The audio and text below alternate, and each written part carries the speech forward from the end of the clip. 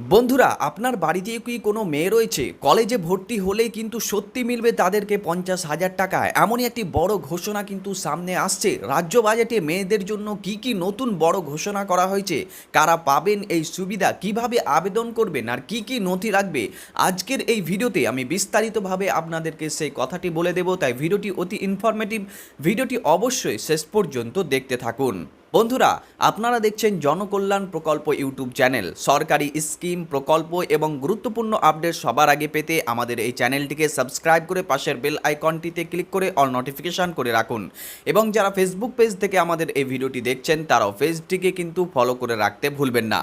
বন্ধুরা, এবার রাজ্যের বাজেটে মহিলাদের জন্য একাধিক গুরুত্বপূর্ণ ঘোষণা করা হয়েছে। নারী শিক্ষার প্রসার এবং উচ্চশিক্ষায় আরও বেশি সংখ্যক মেয়েদের অংশগ্রহণ নিশ্চিত করার লক্ষ্যে সরকার একটি বিশেষ আর্থিক সহায়তা প্রকল্পের কথা জানিয়েছেন। সবচেয়ে আলোচিত বিষয় হল কলেজ স্তরে পড়াশোনা করা যোগ্য ছাত্রীদের জন্য এককালীন ৫০,০০০ টাকা পর্যন্ত আর্থিক সহায়তা দেওয়ার পরিকল্পনা করা হয়েছে বলে বিভিন্ন সূত্রে জানা যাচ্ছে। সরকারের মতে অর্থনৈতিক সমস্যার কারণে অনেক মেধাবী ছাত্রী উচ্চ মাধ্যমিকের পর কলেজে ভর্তি হতে পারেন না অথবা মাঝপথে পড়াশোনা ছেড়ে দিতে বাধ্য হন। এই সমস্যা দূর করার জন্য এই ধরনের অর্থনৈতিক সহায়তা দেওয়ার উদ্যোগ কিন্তু নেওয়া হয়েছে। এখন প্রশ্ন হলো, কারা এই সুবিধা পাবেন এবং কারা পাবেন না।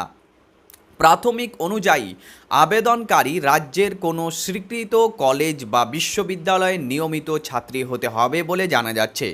ছাত্রীকে অবিবাহিত হতে হবে। বিবাহিত হলে কিন্তু ছাত্রী এই টাকা পাবেন না, এমনটাই জানা গিয়েছে।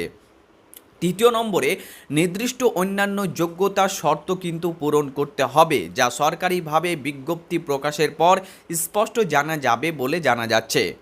সরকারের ধারণা, এই উদ্যোগের ফলে কম বয়সে বিবাহের প্রবণতা এবং আরও বেশি মেয়ে উচ্চশিক্ষার সুযোগ পাবেন।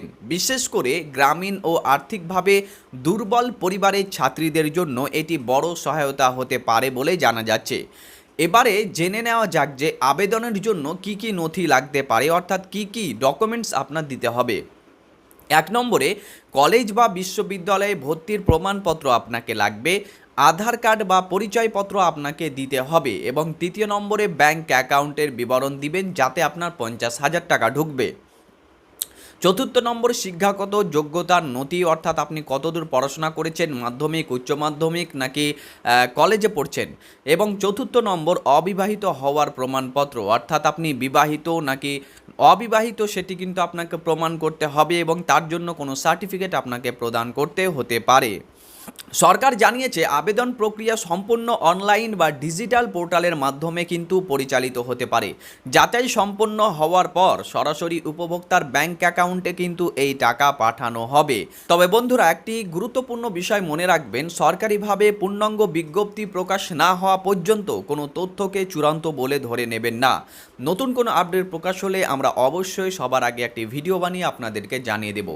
একজন শিক্ষিত ও স্বাবলম্বী নারী শুধু নিজের জীবনই বদলে দেন না, বরং একটি পরিবার এবং সমাজের উন্নয়নেও গুরুত্বপূর্ণ ভূমিকা কিন্তু পালন করে থাকেন। তাই এই ধরনের উদ্যোগ সত্যি প্রশংসনীয় বলে আমরা মনে করছি।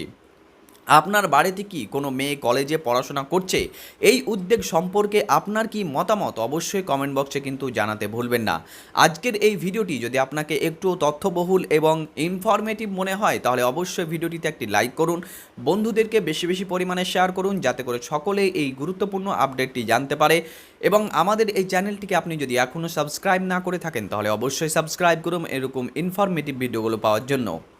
এবং আপনি যদি ফেসবুক পেজ থেকে আমাদের এই ভিডিওটি দেখেন তাহলে পেজটিকেও ফলো করে রাখতে কিন্তু ভুলবেন না। দেখা হবে পরবর্তী আরও একটি ভিডিওতে। ততক্ষণ পর্যন্ত ভালো থাকবেন, সুস্থ থাকবেন।